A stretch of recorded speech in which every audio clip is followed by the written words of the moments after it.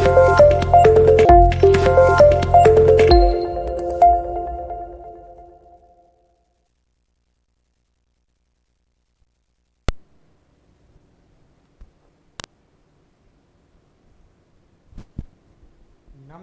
दोस्तों, कैसे हैं आप सभी। उम्मीद करता हूं कि आप अच्छे होंगे, स्वस्थ होंगे, सुरक्षित होंगे और अपनी पढ़ाई अच्छे से कर रहे होंगे। मैं विनय सिंह तेजस आईएएस एकेडमी के इस प्लेटफॉर्म पर आपका स्वागत करता हूं और आज जो टॉपिक जो मैं डिस्कस करने जा रहा हूं वो है परसेंटेज। तो मैथमेटिक्स सीरीज में मैथमेटिक्स फॉर ऑल में यह आज परसेंटेज का पार्ट 1 है। इस तरीके से यह 3 सीरीज में आएगा, पार्ट 1, पार्ट 2 और पार्ट 3। इसी के साथ हम लोग देखते हैं कि जो इस बैच का नाम जो दिया गया है वो संकल्पना से सिद्धि तक, यानी आपको बेसिक कंसेप्ट के साथ, यानी बेसिक कंसेप्ट के साथ आपकी स्पीड और स्पीड के साथ आपकी एक्यूरेसी के साथ आपकी टाइम मैनेजमेंट और टाइम मैनेजमेंट के साथ कंसिस्टेंसी के साथ आपको रिवीजन और प्रैक्टिसेस करनी है और ये पूरी धैर्यपूर्वक करेंगे तो ऑब्वियस है कि आपको एक दिन सफलता जरूर मिलेगी। ये जो हमारा तेजस आईएएस एकेडमी का स्लोगन है कि हम आपके साथ हमेशा सफलता के तरफ अग्रसर होंगे और आपकी आवश्यकताओं को पूरा करेंगे। Tejas IAS academy online mathematics for all competitive exam का एक ऐसा प्रोग्राम लॉन्च किया है जो कि सभी कॉम्पिटिटिव एग्जाम्स के लिए इक्वल है, समान है। यानी सभी कॉम्पिटिटिव एग्जाम्स के लिए यह काफी यूजफुल है, काफी लाभप्रद है। अगर इस कोर्स को आप लेते हैं तो आपको सभी, और ये सभी के लिए, क्लास 6, 7, 8, 9, 10th के बच्चों के लिए भी है, कॉम्पिटिटिव एग्जाम्स में जो सभी के लिए है, सभी के लिए इन सेंस की जो स्टूडेंट अगर अपने अपने तरीके से जो यूपीएससी की तैयारी कर रहा है, सीसेट और सीएपीएफ, सीडीएस, उसमें आपको सफलता का सबसे जो मानक होता है, मैथ्स का एक अहम रोल होता है। वो स्टेट पीएससी में भी आप कर सकते हैं। एसएससी के जितने भी कॉम्पिटिटिव एग्जाम्स होते हैं, एसएससी जितने भी कॉम्पिटिटिव एग्जाम्स लेता है उसमें मैथ्स का जो रोल होगा उसमें सभी फुलफिल होंगे। या आप डिफेंस की तैयारी करते हैं, एयरफोर्स, नेवी या आर्मी, एनडीए की तैयारी करते हैं, वो पूरी तरीके से आपको फुलफिल होगा। इसके अलावा रेलवे के भी जितने एग्जाम होते हैं वो सभी फुलफिल कराए जाएंगे। ऑल टाइप रिक्रूटमेंट टेस्ट जो होते हैं वो सब में मैथ्स का जो रोल होगा वो सभी फुलफिल कराया जाएगा। बैंकिंग रिलेटेड, चाहे कलर की हो, पीओ की हो, स्पेशलिस्ट ऑफिसर की हो, रीजनल रूरल बैंक यानी क्षेत्रीय ग्रामीण बैंक की हो, आरआरबी, ये आरबीआई का हो, रिजर्व बैंक ऑफ इंडिया हो, एलआईसी या अदर्स जितने भी बैंक या अदर स्टेट के जो एसएससी रैंक की जो रिक्रूटमेंट एजेंसी होती है उससे भी, जैसे यूपी में यूपी ट्रिपल एससी, सीजी में सीजी व्यापम और एमपी में एमपी व्यापम, ऑल स्टेट के एसआई और पुलिस में जो मैथ्स का रोल होता है वो सभी इसमें फुलफिल होंगे। और यूजीसी नेट के पेपर 1 की अगर संपूर्ण तैयारी करना चाहते हैं तो इसमें मैथ्स का जो रोल होगा वो फुलफिल कर दे। या आप टीचर की ट्रेनिंग या टीचर बनने की तैयारी कर रहे हैं, सी टेट है या टीईटी है या फिर सुपर टेट है, या जितने भी केंद्रीय विद्यालय, जितने भी विद्यालय हैं, जैसे केंद्रीय विद्यालय, डीएसएसबी हो गया, नवोदय विद्यालय हो गया, एकलव्य विद्यालय हो गया, इसके अलावा जितने भी पीजीटी, टीजीटी स्टेट में जो होते हैं उसमें मैथ्स का जो रोल होगा, इस वीडियो के माध्यम से, इस मैथमेटिक्स फॉर ऑल के माध्यम से आप तक पहुंचाने का काम हम कर रहे हैं और उम्मीद करते हैं कि आप इसको बहुत अच्छे तरीके से पढ़ेंगे, प्रैक्टिस करेंगे और ज्यादा से ज्यादा आप इसका लाभ उठाएंगे और जल्दी से सिलेक्शन लेंगे। इसी उम्मीद के साथ मैं आज जो क्लास शुरू करने जा रहा हूं वो है परसेंट। आप ध्यान देना, मैथमेटिक्स का यह एक सबसे प्यारा और दुलारा चैप्टर है जो सभी चैप्टरों में क्या होता है, सभी चैप्टरों में इंक्लूड है। तो इसी के साथ मैं आपको बताने जा रहा हूं कि ये सभी चैप्टरों में इंक्लूड होता है। और परसेंटेज हमारे अगर लाइफ में देखें तो जिस तरीके से हमारे समाज में बहुत तरह के भेदभाव पड़े हुए हैं, भेदभाव है, चाहे जाति के आधार पर, समुदाय के आधार पर, क्षेत्र के आधार पर, तमाम तरह की क्या होती हैं कि विसंगतियां हैं। लेकिन मैथ्स में एक चैप्टर ऐसा भी है जो हमें इक्वालिटी का बोध कराता है, और वह इक्वालिटी का बोध जो कराएगा वो है मैथमेटिक्स में परसेंटेज। कहा जाता है कि परसेंटेज जो होता है, ध्यान देना, परसेंटेज यानी प्रतिशत, और प्रतिशत का मतलब होता है, परसेंट का मतलब होता है प्रति सैकड़ा, यानी प्रतिशत मतलब होता है प्रति, यानी सैकड़े पे जो काउंट किया जाता है, जिसका बेस जो होता है, जिसका बेस क्या होता है, जिसका बेस जो होता है 100 होता है, और इस 100 मानकर जो आपके पढ़ने का और कैलकुलेशन करने का जो तरीका होता है उसी को परसेंटेज कहते हैं। तो आपको मैं बता दूं कि एनी कैलकुलेशन बेस्ड ऑन 100, यानी कोई भी गणना जब 100 मान के किया जाता है उसी को हम लोग प्रतिशत या परसेंटेज कहते हैं। जब कोई भी गणना 100 मानकर किया जाता है और उस गणना के फल स्वरूप जो वैल्यू आता है वही प्रतिशत होता है, और प्रतिशत इक्वालिटी का बोध कराता है। यह आप देखिए, सपोज है कि कोई यूपी बोर्ड का बच्चा है, कोई एमपी बोर्ड का स्टूडेंट है, कोई आप सीबीएसई का है, सीबीएसई का है, कोई आईसीएसई का है, जो आईसीएसई का है, आईसीएसई बोर्ड का है, या कोई अदर्स बोर्ड का है, ठीक है, ये अदर्स बोर्ड का है। यह 5 बोर्ड है, और मान लो कि किसी एग्जाम में परसेंटेज के आधार पर रिक्रूटमेंट होने वाला है, तो ये पता चला, वो भी 10th के मार्क्स का पता चला कि अदर्स वाला जो है वो ध्यान देना 1000 में वो पाया है 450 नंबर, यूपी बोर्ड वाला 600 में पाया है 390 नंबर, अब एमपी बोर्ड वाला जो है 700 में पाया है 430 नंबर, और सीबीएसई वाला पाया है 500 में ये 420 नंबर, और आईसीएसई बोर्ड वाला में पाया है यह 800 में ये 530 नंबर। सपोज दैट कि यह मैंने अलग अलग बोर्ड के हिसाब से। अब हम क्या करेंगे कि जब वो 1000 में 450 पाया है तो वो 100 में कितना पाएगा, और 100 में जो पाएगा वही उसका परसेंटेज होगा। तो यहां एक परसेंटेज क्या होगा, और यहां आप देखिए कि 600 में अगर 390 नंबर पाता है तो 100 पे कितना पाएगा, वह उसका एक परसेंटेज होगा। यहां 400 में 430 नंबर पाता है तो 100 पे कितना पाएगा, यहां 500 में 420 नंबर पाता है तो किस तरीके से उसका परसेंटेज आप देखेंगे। यहां 530 नंबर 800 में पाता है तो 100 में कितना पाएगा। इस तरीके से हम परसेंटेज निकालते, और ये परसेंटेज जो हम रिक्रूटमेंट की जब हम उसका वेरिफिकेशंस करेंगे और उसके रिक्रूटमेंट का जो बेस बनाएंगे तो बेसिकली इसका परसेंटेज निकालेंगे, और परसेंटेज से पता चल जाएगा कि कौन किसको सिलेक्शन लेना होगा। उसके मानक है जो सबसे ज्यादा हो, सबसे कम हो, उसके आधार पर लिया जाए। तो इस परसेंटेज ने हमें काम आसान कर देगा, क्या करने के लिए, उनके सिलेक्शन प्रोसीजर को कंप्लीट करने के लिए। तो मैथमेटिक्स में भी एक ऐसा, और ऐसा नहीं है, मैथमेटिक्स में यह एक ऐसा पार्ट है जो सभी चैप्टरों में इंक्लूड है।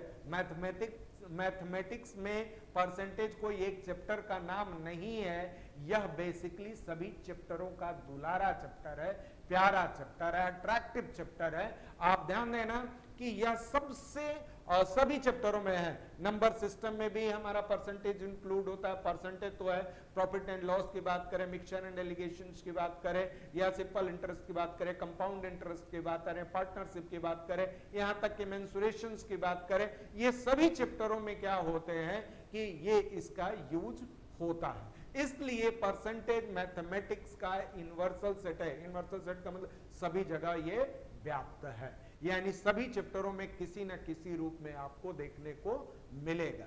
इसी के साथ मैं आपको बताना चाहूंगा कि परसेंटेज में सबसे पहले डेसिमल आता है। अब दो हमारे सामने आता है कि ये डेसिमल को हम लोग कैसे परसेंट में कन्वर्ट करें, और अगर कोई चीजें परसेंटेज में है उसको कैसे हम लोग डेसिमल में कन्वर्ट करें।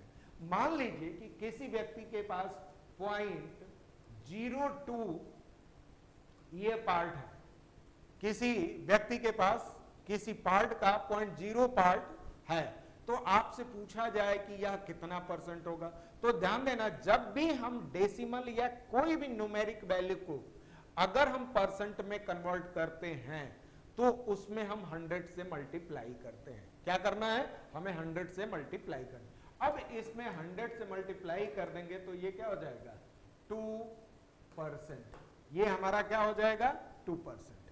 अगर आपसे कहा जाए कि 2.5% में कितना 2.5 डेसिमल जो है, जो वैल्यूज दिया गया इसका परसेंटेज कितना होगा, तो ये जो आप देख सकते हैं 250 इतना परसेंट, ये 250% हो जाएगा। अगर आपसे कोई पूछा जाए कि 0.34% में 0.34 में कितना परसेंट होगा, तो इनटू 100 यानी कि आप कह सकते हो कि ये 34%। तो डेसिमल से कन्वर्ट कैसे करते हैं हम लोग, क्या करेंगे परसेंट में, तो 100 से मल्टीप्लाई। अब यही एक क्वेश्चन और पूछा जा सकता है कि अगर आपसे पूछा जाए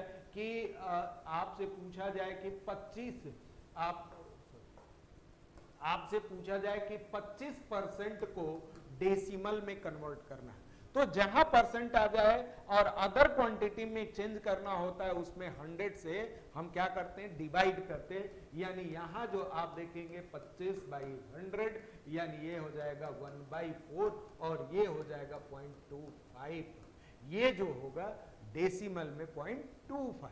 क्लियर है? या डायरेक्ट आप करना चाहते हो तो 100 से डिवाइड करने का मतलब हो जाएगा 0.25, यहां से अगर आप कर सकते हो तो यहां 0.25 हो जाएगा।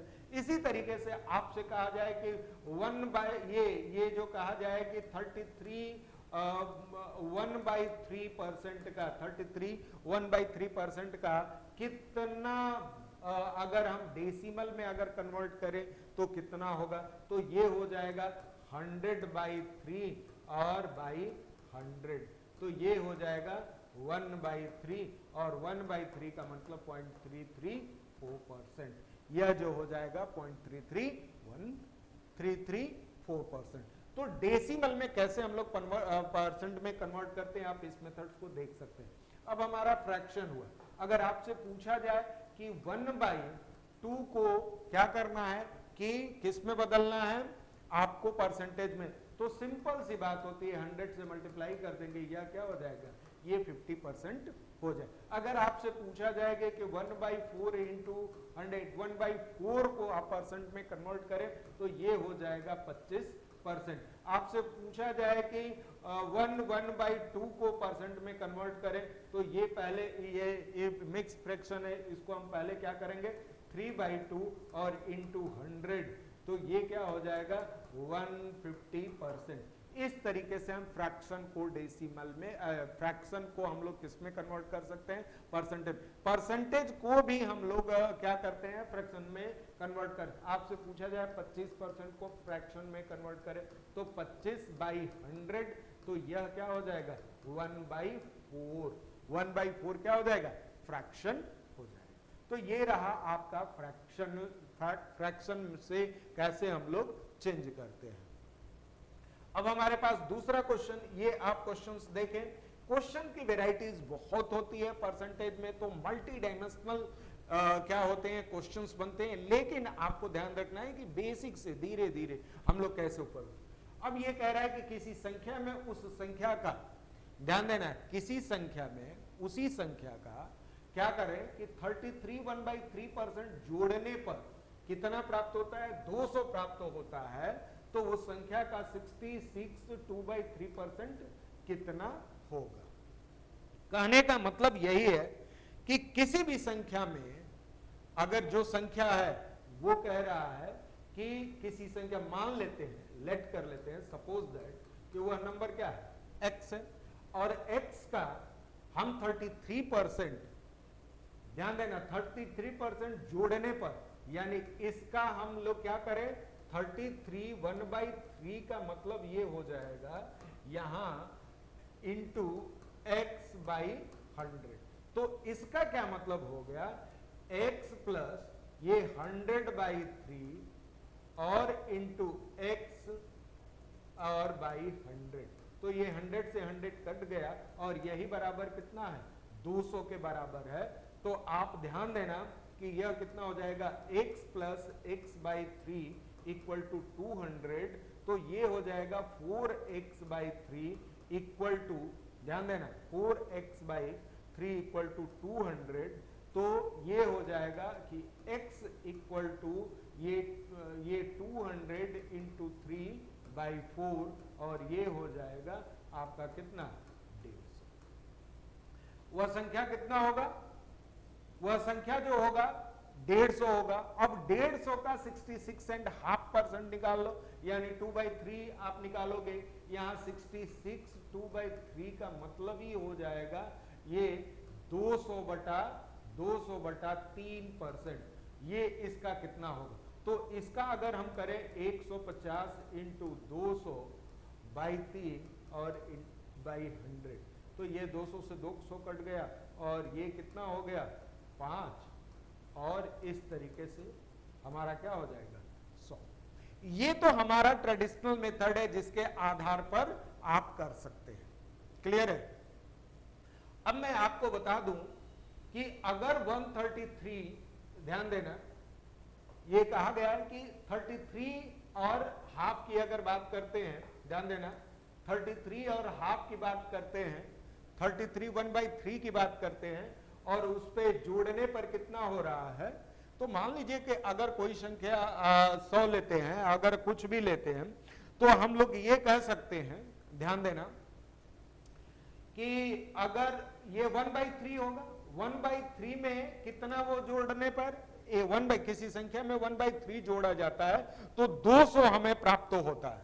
ठीक है, तो 200 प्राप्त अगर होता है तो ध्यान देना अगर 1/3 जोड़ने पर क्या हो रहा है कि कितना प्राप्त हो रहा है, हमें 200 प्राप्त हो रहा है। किसी संख्या में जोड़ने पर वो 200 प्राप्त हो रहा है, इसका मतलब कि वह संख्या 1 प्लस 1/3 इक्वल टू, तो ये अगर हम लोग देखें तो 4/3 इक्वल टू क्या हो जाएगा 200। अब इसका आधा करेंगे, इसका आधा अगर करेंगे, आप ध्यान देना इसका आधा करेंगे 4/3 और बाई 2, तो इसको भी क्या करें 1/2 के हिसाब से। अब हमारा क्या हो जाएगा, ये 2/3 इक्वल टू क्या हो जाएगा 100। और यही तो हमें क्वेश्चन पूछा है कि 66.5 का मतलब क्या हो जाएगा 2/3। तो इसका मतलब कोई संख्या 1 है तो 1 प्लस 1/3 इक्वल टू क्या हो जा रहा है 200 हो जा रहा है। तो 4/3 इक्वल टू 200, और इसमें दोनों तरफ इसका आधा, क्योंकि हमारा क्वेश्चन क्या दिया है 66 2/3 का मतलब होता है 2/3 आपको फाइंड आउट करना है, और 2/3 का मतलब ये हो जाएगा इसमें 2 से डिवाइड। तो आपको ध्यान देना एक स्टूडेंट, एक क्वेश्चन जो होता है, जितने स्टूडेंट होते हैं उतने टाइप के क्वेश्चंस बनाए जाते हैं और बन सकते हैं। इसी के साथ आगे देखते हैं। अब कह रहा है कि किसी संख्या में से उस संख्या का, ध्यान देना किसी संख्या में से उस संख्या का 20% घटाने पर प्राप्त परिणाम क्या होता है, 250 हो तो उस संख्या का 160% क्या होगा। तो ये कहा जा रहा है, ध्यान देना कि किसी संख्या में से क्या किया जा रहा है कि 20% घटाने पर, मान लेते हैं, अगर हम मान लेते हैं कि वह संख्या 100 में से 20 घटाने पर वह उसका परिणाम क्या हो रहा है 250 हो रहा है। क्लियर है। यानी कहने का मतलब यह हो जाएगा कि यह 80 जो होगा वो किसके बराबर होगा 250 के बराबर होगा। और यह जब 250 के बराबर होगा तो हमें क्या पूछ रहा है, ये 80% कितना होगा 250 के बराबर होगा। तो यहाँ 160 पूछा है, मतलब यहाँ 2 से मल्टीप्लाई कर देंगे तो यहाँ भी 2 से मल्टीप्लाई कर देंगे, यानी 160% इक्वल टू क्या हो जाएगा, ये 500 होगा। ये तो आप क्वेश्चंस को देख के ही सॉल्व कर सकते हैं। एक तो मेथड्स ये है, या दूसरा मेथड्स आपका क्या है, दूसरा मेथड्स आप इस तरीके से कर सकते हैं, किसी संख्या, और मान लीजिए कि वह संख्या x है, x का 20% अगर घटाते हैं, ध्यान देना, तो वह कितना प्राप्त होता है 250। तो आप ये भी कह सकते हो कि x minus x by 5 equal to 250, यानी 4x बाई 5 इक्वल टू 250। तो x इक्वल टू 250 और भाई क्या हो जाएगा, ये 4x बाई ये जो क्या हो जाएगा, ये 5/4 हो जाएगा। क्लियर है? अब यह जो x की वैल्यू आया है, अब इसका 160% कितना होगा, x की वैल्यू मतलब 255/4 और इसका 160 इंटू 160/100 बाई 100 का मतलब वह 0 से 0 कट गया, यह 0 से यह 0 कट गया, और ये 4 चौका 16 और 25 इंटू 20 इक्वल टू क्या हो जाएगा 500। तो आप उस तरीके से भी सॉल्व कर सकते हैं और इस तरीके से भी सॉल्व कर सकते हैं, ये आप पर डिपेंड करता है कि आप किस मेथड्स का यूज करते हैं। जब आप क्या करते हैं कि कंसेप्ट को अगर समझ लेते हो तो आप किसी भी मेथड से आप आंसर तक पहुंच सकते हो। अब इसी के साथ देखते हैं, यह कह रहा है कि संख्या 40, ये जो आप ध्यान देना कि number what percent is the number 40 80 का 40 कितना परसेंट होगा, तो 80 का 40 का मतलब होता है कि दोनों का परसेंटेज में कन्वर्ट करना है। तो आपसे अगर पूछा जाए कि 40 80 का कितना परसेंट होगा, तो यह क्या हो जाएगा, यह 40 80 का क्या हो जाएगा 50% होगा।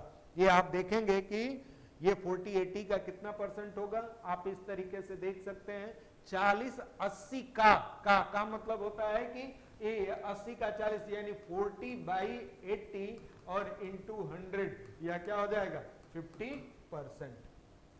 आगे देखते हैं, संख्या 50 40 का कितना परसेंट अधिक होगा, ये पूछ रहा है कितना परसेंट अधिक होगा, और अधिक होने का मतलब जो पार्ट हम लोग लेते हैं उसी के अकॉर्डिंग हम लोग देखते हैं। ये जो कह रहा है कि कितना अधिक होगा, तो अधिक कितना है वैसे संख्या 50 40 से कितना प्रतिशत अधिक होगा, तो अगर हम बात कर लें तो ये 50 माइनस 40 कितना अधिक है, ये 10 अधिक है, ठीक है। और 10 अधिक है किस बेस पे, 40 से कितना है, तो 10 ये जो आप देखोगे ये 50 माइनस 40 इक्वल टू 10, और यह 40 से कितना है, तो 40 पर वो क्या कर रहा है कि डिफाइन कर रहा है, तो ये 10 इंटू 100 और बाई क्या हो जाएगा 40, यानी ये हो जाएगा 25%, यानी कि 40 से 50 जो है वो 25% ज्यादा है, उससे हम क्या कर सकते हैं 25% ज्यादा की बात करते हैं। अब हमारा ध्यान देना, अब ये क्वेश्चन है थोड़ा सा समझने के लिए कि किसी संख्या में उस संख्या का 20% जोड़ने पर प्राप्त परिणाम उस संख्या में किस राशि के गुणा करने के तुल्य होगा। कहने का मतलब यह है कि अगर कोई भी नंबर है, अगर उस नंबर में 20% जोड़ दिया जाता है, by adding 20% that number that the result obtained will be the equal multiplying that the number what will be value, उसकी वैल्यू क्या होगी। तो अगर मान लीजिए कि अगर संख्या x है तो उसमें x इंटू 20 बाई क्या हो जाएगा 100, तो यह बेसिकली क्या हो जाए, हमारी संख्या कितनी है x है, तो ये अगर हम बात करें तो यह हो जाएगा x/5, तो x और प्लस x/5, तो यह हो जाएगी 6x/5, तो 6x/5 का मतलब क्या हो जाएगा, ये इंटू बाई ये अगर x से डिवाइड कर लेंगे तो 6/5, यानी यह बात अगर कर लें तो 1.2 से अगर मल्टीप्लाई कर देते हैं तो वह क्या हो जाएगा, वह उस संख्या के बराबर हो जाएगा। अगर मान लीजिए कि वह संख्या अगर 100 है तो उसमें 20% जोड़ दिया जाए तो 120, और बाई 100 तो यह क्या हो जाएगा 6/5, और यह क्या हो जाएगा 1.2 के इक्वल हो जाएगा, तो हमारा आंसर क्या हो जाएगा 1/2। अब हम बात करते हैं यदि दो संख्याओं का योगफल इतना हो, यानी दो सम ऑफ, ये जो कह रहा है कि if the sum of the two number 2160, ये हमारा दो संख्याओं का क्या है, ये एडिशन है। उसका एक संख्या 40% और दूसरी संख्या के 60% के बराबर हो तो पहली संख्या ज्ञात करना। यानी एक संख्या का 40%, यानी x का अगर हम 40% निकालते हैं तो दूसरी संख्या अगर y है इसका 60% के ये बराबर है, ये जो है ये बराबर है। और x plus y equal to क्या हो जाएगा, 2160। ध्यान देना 2160। तो आप इसको बहुत तरह से लगा सकते हैं, बहुत तरीके से इसको सॉल्व कर सकते हो। तो ये कह रहा है कि x plus y equal to 2160 और कह रहा है कि x का 40% इक्वल टू है y के 60% के बराबर। यानी ये भी हम कह सकते हैं कि ये आप देखेंगे कि यहां से ये 0 कट गए, ये 0 कट गया, 10 से 10 कट गया, यानी 4x इक्वल टू ये हो जाएगा 6y। या हम ये भी कह सकते हैं, ये भी कह सकते हैं, यहां अगर हम लोग देखें तो x इक्वल टू जो हो जाएगा ये 3/2y। अब ये वैल्यू अगर हम यहां पुट कर देते हैं x के जगह पर तो 3y/2 और प्लस y इक्वल टू 2160, तो ये हो जाएगा 5y और इक्वल टू 2160, तो y इक्वल टू क्या हो जाएगा, यह जो हो जाएगा 60 इंटू 2/5, ये हो जाएगा 4 और ये हो जाएगा 3 और 2 और इस तरीके से 864। यानी एक संख्या क्या हो जाएगी, 864 होगी। तो दूसरी संख्या क्या हो जाएगी, ध्यान देना, तो उसमें यह कह रहा है कि पहली संख्या, एक संख्या 864 होगी, तो दूसरी संख्या आप उसमें से घटा देंगे तो वह होगा 1200, ये जो होगा 1296। ये जो इसमें से अगर आप 2160 में से आप क्या कर ले, 864 को अगर घटा देते हैं तो आपको क्या मिल जाएगा, 1296। तो हम बात कर लेते हैं 1296। ये तो एक मेथड है जो ट्रेडिशनली हम लोग सॉल्व करते हैं। सपोज कर लेते हैं कि ये मेथड ये चीजें हैं, उसके अकॉर्डिंग हम लोग ये कर लेते हैं। एक तो मेथड ये हो गया। अब आपसे दूसरा अगर हम बात कर लें कि इसके रेशियो के, यानी कि पहली संख्या की अगर हम बात कर लें, फर्स्ट संख्या और सेकंड संख्या, जो भी संख्या यानी फर्स्ट और सेकंड यह दो है, तो ये कह रहा है कि पहली संख्या के, ध्यान देना, ये जो देखे एक संख्या का 40% और दूसरे के 60% के बराबर है, यानी दूसरे का 60% और इक्वल टू ये 40% के बराबर है।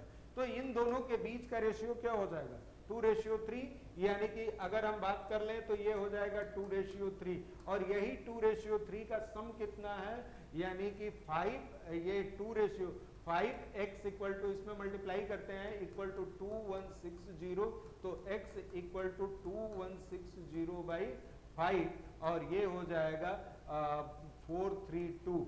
अब यह जो होगा यह आप देख सकते हो कि कौन कौन से, तो इसमें आप मल्टीप्लाई कर दो तो 864 और इसमें मल्टीप्लाई कर दो तो 1296।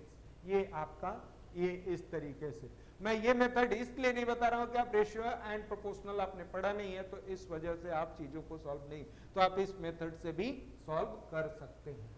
अब हमारा कहता है कि दो संख्या क्रमशः एक अन्य संख्या से 20% तथा 25% है। दूसरी संख्या पहली संख्या से कितने। अब इसमें ध्यान देना कि यहाँ सपोज दैट यहाँ बहुत तरह के क्वेश्चंस यहाँ पूछे जा सकते हैं और यहाँ से अच्छे तरीके से क्वेश्चंस पूछे जाने के और भी। मान लो कि एक ये और ये और ये, मान लो एक नंबर C है और एक B है और यहाँ ये A है और ये B, इस तरीके से 3 नंबर है। आपको क्या मिल गया, A, B और C। अब यहां से क्या हो सकता है, ये कह रहा है कि दो संख्या क्रमशः अन्य संख्या का, अन्य संख्या मतलब अदर नंबर जो है वो C है और A और B क्या है, दो नंबर है। तो A और B कह रहा है कि यह, ध्यान देना, यह अगर हम बात कर लें कि B 20% है, अन्य संख्या का ये जो है 20% है और ये क्या है 25% है, ठीक है। तो दूसरी संख्या पहली संख्या की कितने प्रतिशत होगी।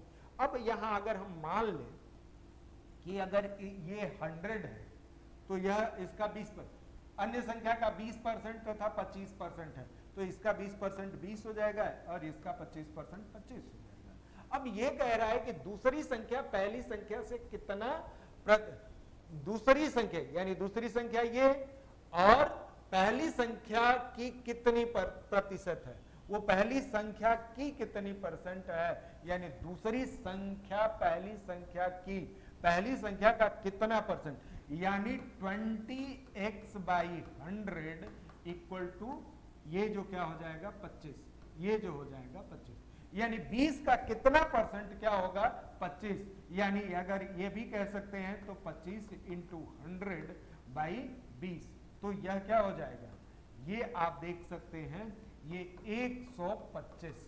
यानी हम लोग ये भी कह सकते हैं, ध्यान देना, हम लोग अलग अलग तरीके से यह क्वेश्चंस को सॉल्व कर सकते हैं और ये कहा जा सकता है कि जो दूसरी संख्या पहली संख्या की कितनी प्रतिशत होगी, 125% होगी।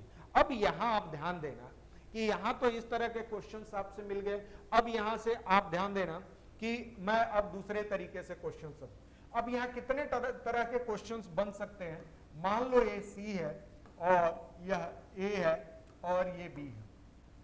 पहला क्वेश्चन क्या हो जाए कि एक संख्या जो है जो किसी तीसरी संख्या का 20% अधिक है और ये 25% अधिक है। यहां पॉसिबल क्वेश्चंस, तो ए ध्यान देना, ए बी से कितना परसेंट ज्यादा हो सकता है, कितना परसेंट कम हो सकता है, या बी ए से कितना परसेंट ज्यादा होगा और कितना परसेंट कम होगा, यहां पहला क्वेश्चन बन सकता है। ये तो अदर केस, ये तो अधिक होने वाला हो गया। अगर मान लो कि ये सी हो गया, ये जो बी और ये, अब मान लो यहां 25% कम हो रहा है और यहां 30% कम हो रहा है, तो अब आपसे पूछा जाए कि ए बी का कितना परसेंट है, बी ए से कितना परसेंट ज्यादा है, या ए बी से कितना परसेंट ज्यादा है या कम है। क्लियर है? तो इस तरीके से क्वेश्चंस पूछा जा सकता है।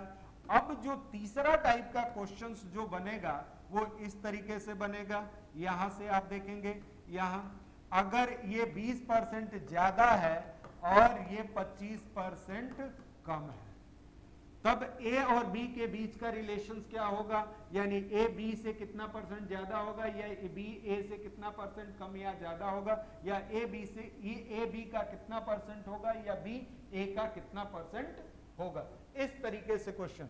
अब हमारा चौथा टाइप का क्वेश्चन जो होगा ये सी, ए और बी।